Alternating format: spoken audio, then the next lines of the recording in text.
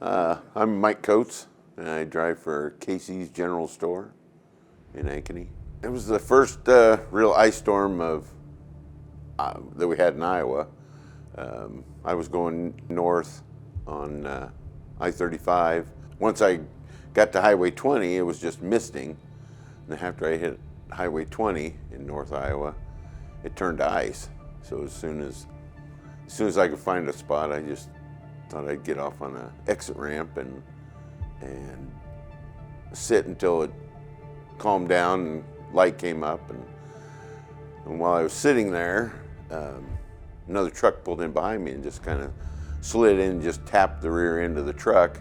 Brian Robbins and I both got out of our trucks, and as we looked at where the truck's hit, found out there wasn't any damage. We looked over our right shoulder, and just as we heard a bang and a scrape, and we thought, well, this ain't a good place to be, so we better get out of here.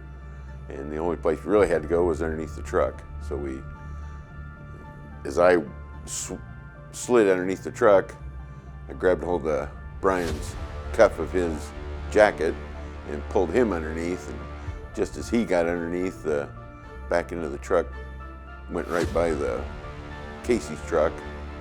And we sat there and thought, well, we're not in a really safe spot now, so you better get out of here. Got over in the ditch and watched everything else happen. I've been driving for 25, 30 years, and I've never had an accident like this, but